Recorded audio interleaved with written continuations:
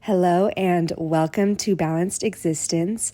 I believe that there is a message here for you if you are coming across this video or if you are a subscriber, which I am so grateful for.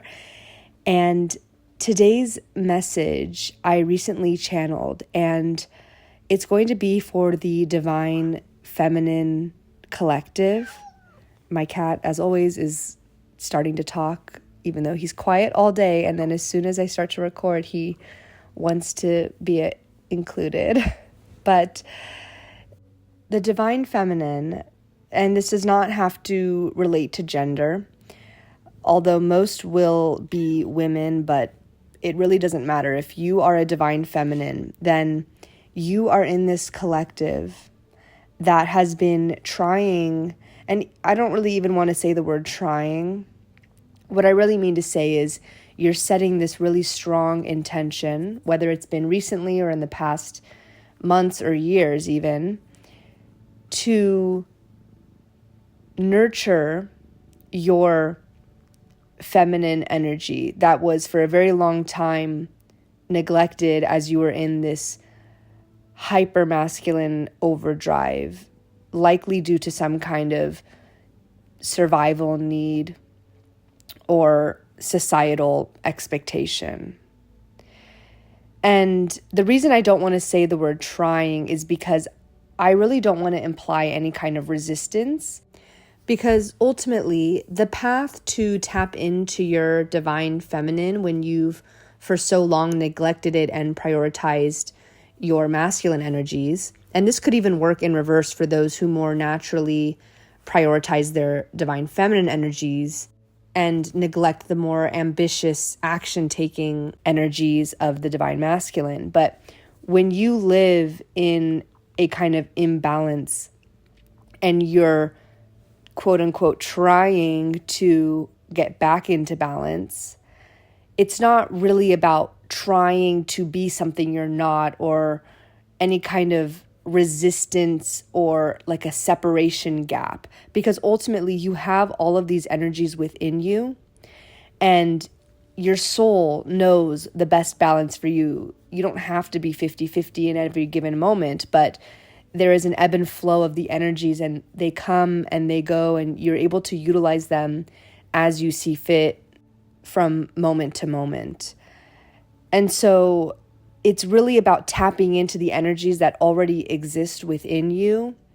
And so when we say trying, it does kind of imply that there is, like I said, a gap from the current 3D reality, or like the current version that you are right now, versus the desired physical 3D reality, which is in alignment with your existence in the spiritual realm.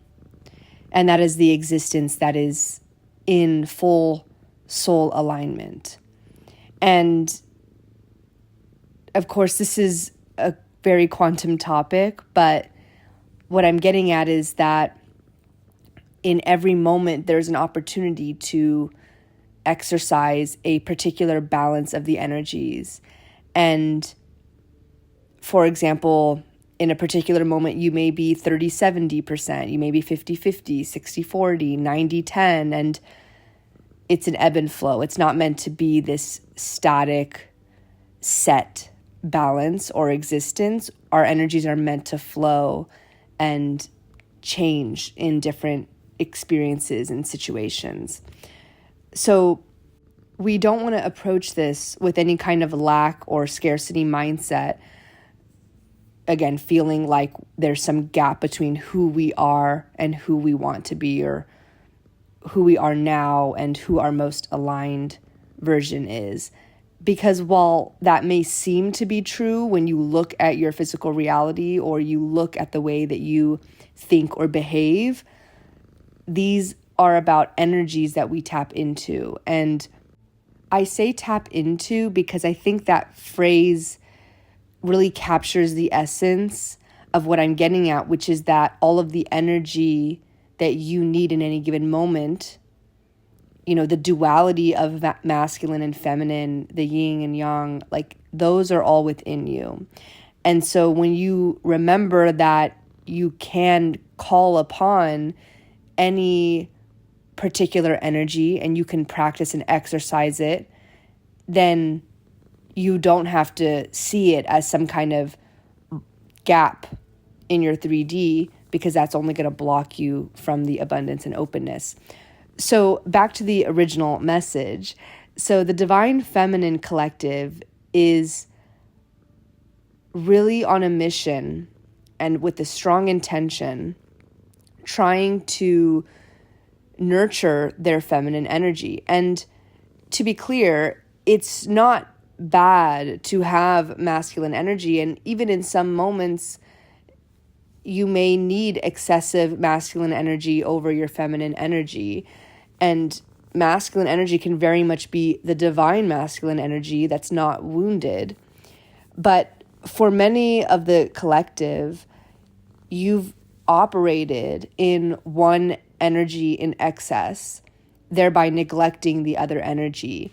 And typically that kind of imbalance comes from a wounded version of those energies, the wounded feminine, the wounded masculine. And so in the context of this wounded energy, we've now consciously set this intention to pivot and see the big picture and really nurture the sides of us that are more feminine, or whichever side was previously neglected. But for the Divine Feminine Collective, that's the energy of the feminine that's been neglected. And so this is energy of flow and surrender. And now that we understand kind of where we're at on this collective journey, the message that's so important that's coming through is about the rituals that you take part in. And this can truly be anything. There are so many resources and there's so much content out there of, you should meditate, you should journal, you should listen to subliminals, you should do scripting or affirmations or mirror work or the various breath work exercises you can do, even just the different types of meditations you can do, body scans, chakra balancing, or even things like hypnotherapy, Reiki, and even the physical habits that are often recommended to us, like walking and stretching, and of course, just moving our body and lifting weights, and also doing our cardio and eating healthy. And there's so much, right? And when we talk about routines and rituals, which we do so much on this channel because they are such an important part of how we center and connect with ourselves. For example, in our 7 Facets workshop, we specifically talk about all of the different areas of life. And one of those is routines, wellness, health, well-being. And we also, even in the 7 Chakra workshop reading, go through our internal energies, but we also talk about practical guidance for how to nurture those energy centers. So you can see that the habits and the routines and rituals that we make time for is a essential way to get our energy balanced and to, again, center ourselves. And so that is your and only your journey to determine what rituals speak to you, what resonate with you. And it's meant to be a journey of trying and even changing as you change. Maybe certain rituals resonate with you at a certain time of your life, and then you move on to new ones and they shift. So, but the important thing is that rituals are a sacred gateway and portal into more self-awareness and more openness to the abundance that we speak so much about. So, as a divine feminine who's trying to reconnect with her feminine energy, your rituals and your routines are the way that you actually get there. Like I said, they're the portal, they're the gateway, because they are the act of practicing the way that you wish to exist. So when you do these rituals, you are behaving and acting in a way that is nourishing the energy that you wish to be nourishing. And more importantly, for the divine feminine that's trying to nourish the feminine energy, these rituals are your way to practice being and existing in a way that you wish to exist in. Because for the feminine energy, which is very much about your subconscious, the stillness, the flow, the grace, the surrender, many of the rituals that are going to nourish the feminine energy are going to be things like meditation or drinking cacao or tea, or just having a moment to just slow down and rest. Whereas things like working out or having more discipline or planning in your routines, like the consistency that you aim to show up with, that can be more masculine energy. So I want to speak about rituals for the divine feminine. And an example I love is drinking cacao. And maybe this is simply just meditation for you, but with the example of drinking cacao, the more I do it, the more familiar the ritual becomes. But this isn't about that masculine energy of consistency and efficiency and results or anything like that. This is about body awareness and healing through stillness. So, for example, the more I drink cacao and the ritual becomes familiar to me, the easier it is for me to notice variance from day to day in how I feel and how I experience that ritual.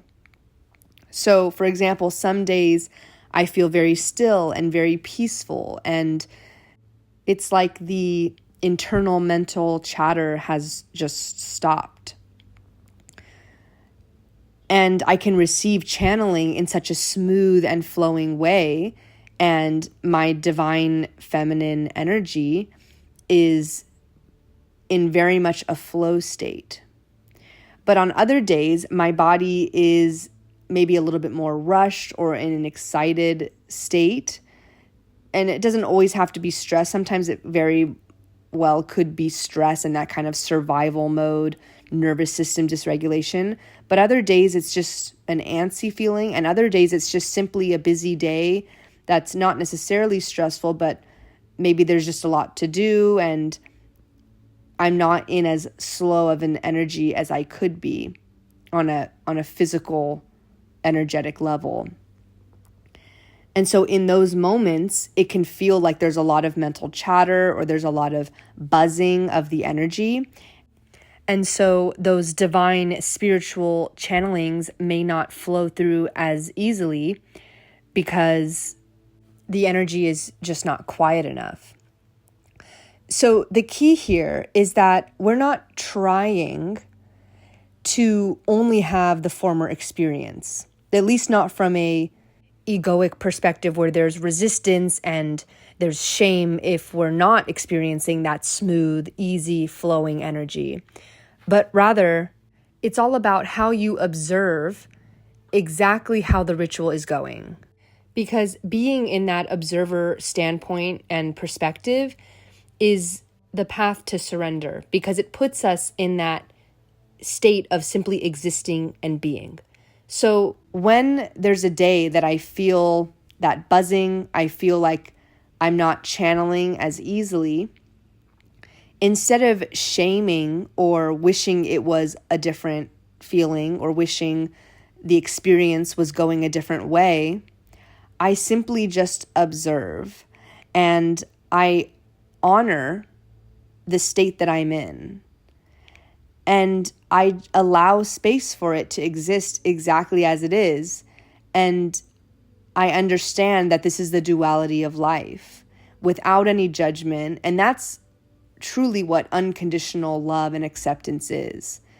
And so this is why ritual is such a sacred portal into nourishing the divine feminine, because whether you're doing this by journaling in a flow state or through a meditation session, when you notice that some days are a little different than others and some days have a little more or less resistance than others, you can simply observe. You learn to know yourself better, and you allow it for exactly how it is.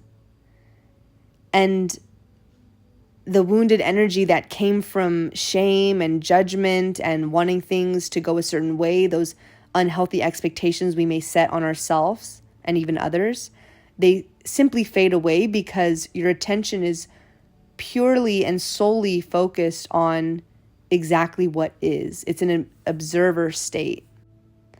And we know that it's only an egoic concept that says things like better or worse, or good or bad, or valuable or not valuable. To say, oh, I had a journaling or meditation or cacao session that wasn't good, or it wasn't valuable, or it wasn't as valuable as the other days. Those are egoic perspectives and judgments that we put onto it, because in the spiritual realm, it's the existence of our consciousness and the experience of being that matters. And so from that spiritual energetic perspective, there is no egoic classification of a good or bad experience. You just feel gratitude for every moment that you take to do the things you love and to observe and honor the experiences that you have, because that is what is valuable and is meaningful and is nourishing your internal energies. So as a result, we're able to simply feel and express gratitude for exactly how things are. And even in a moment of feeling that egoic judgment or that shame, you can even observe that and express gratitude for that experience. Really, there's no egoic perspective or judgment or experience that can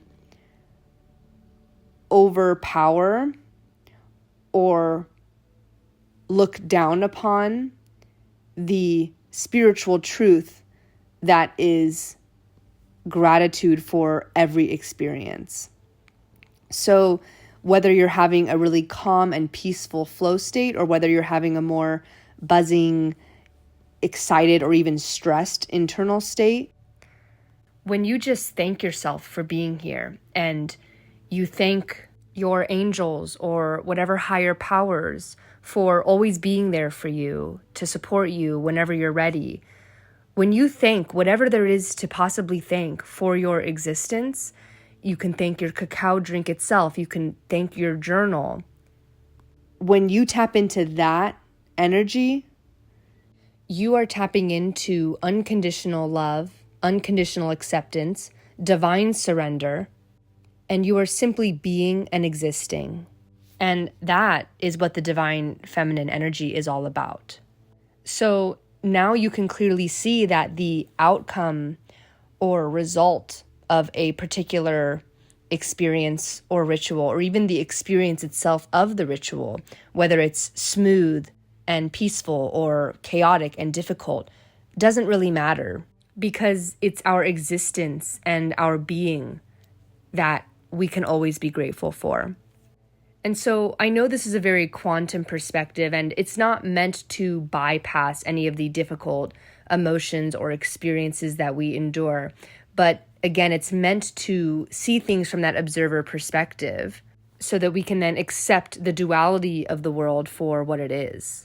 So when you have good days and bad days, or days where you feel shame, or days where you feel joy, or days where you feel calm and days where you feel chaotic, you take all of that into your arms and you just hug and embrace it. And that's what integration is. When people talk about shadow work and integrating all sides of you, It's understanding that, of course, you're a human being. You're going to experience the good days and the bad days, which again is just an egoic label, but you are a human with a body and a brain and an ego. And so you're going to have those judgments. You're not meant to skip them or bypass them or ignore them. You're just meant to observe and thank them. And this type of ritual, or this type of way to go about your rituals, is the key to tapping into that divine feminine energy. And I also think it's worth noting that a lot of the trends we see are, and okay, first, I don't want to speak negatively on trends, because I do believe that trends are simply a result of the collective journey, which is stemming from a collective need that many women or divine feminines, regardless of gender, are on. And we are learning how to tap back into that feminine energy after a wide variety of societal challenges and different journeys and energies that we've gone through over the years, over the decades, through the generations. And again, even if you're a divine masculine, you still have divine feminine energy within you. And so regardless of who you are, there is a collective journey towards learning how to nurture your internal feminine energy. But a lot of the trends we see are at times, at worst, performative. But what we really mean to say by that is that they are on the outside appearing to represent divine feminine without the actual inner work, the somatic work, the shadow work, that bodily awareness, that awareness of how you're feeling in the moment. So when you see things like soft life or a lot of the appearance-based feminine energy content, that can very well be a way that you tap into your feminine energy if you're feeling the surrender. So that's why I truly believe the cacao example or the meditation example of recognizing how you feel is much more of a divine feminine embodiment. So, for example, if you see content or advice about how to tap into your feminine energy, and maybe it says things like speak slower, or, put effort into your clothes or makeup or things like this, maybe that will help you. Maybe if you're somebody who typically rushes through the day and skips your morning routine, or, skips the makeup part and just does the basics and goes on with the day, maybe for you, sitting and putting mascara on will allow you to slow down, and it's a way to practice a more graceful existence.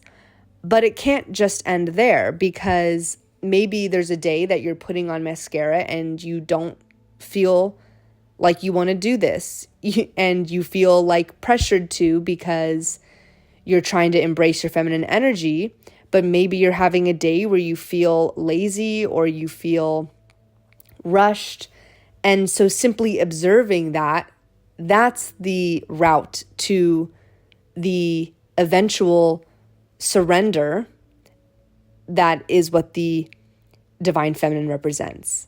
So I know that's a really random example, but I'm just trying to put it in perspective, because, there are a lot of physical or surface level seeming behaviors or routines or habits that may appear to nurture your feminine energy, but it's about making a ritual out of it. And that's why I think rituals are so crucial for this journey. So whatever advice you're taking, whatever advice resonates with you, maybe putting makeup on every day is very much strongly resonating with you, because maybe you've just gotten lazy and you've kind of neglected your appearance. And again, it's not appearance that's the feminine energy. It's kind of like the look good, feel good, do good, where it very well may be a beneficial and valuable routine for you to put a little bit of mascara on every morning and give yourself that time to appreciate your beauty and appreciate your beauty routines. Maybe for you, that very much is a way to connect with your divine feminine, but not from an external level of, okay, now I look beautiful and so now I'm a divine feminine, but from the perspective of, okay, I'm going to slow down. I'm going to try to enjoy or at least observe this process of the ritual of putting mascara on, and what does this mean to me and how do I feel doing it? And if there's a day where I don't feel good, am I going to allow space for that and accept it unconditionally? And if there's a day I feel great, am I going to recognize that and feel gratitude for that as well? It's the ritual behind all of the routines that we do that is so crucial. So I'm going to leave this message here. I would love to hear from you in the comments, your perspective on divine feminine. What routines and rituals have you taken on that has helped you nourish your feminine energy more? And in what ways is it less about the action of what you're doing or the behavior or the routine itself as much as it is about your experience, which is why we want to acknowledge it as a ritual. So I would love to hear from you. What rituals really resonate with you, and how have you been feeling on this journey of tapping more into your divine feminine energy? So thank you so much for listening, and I will see you on the next one. Bye.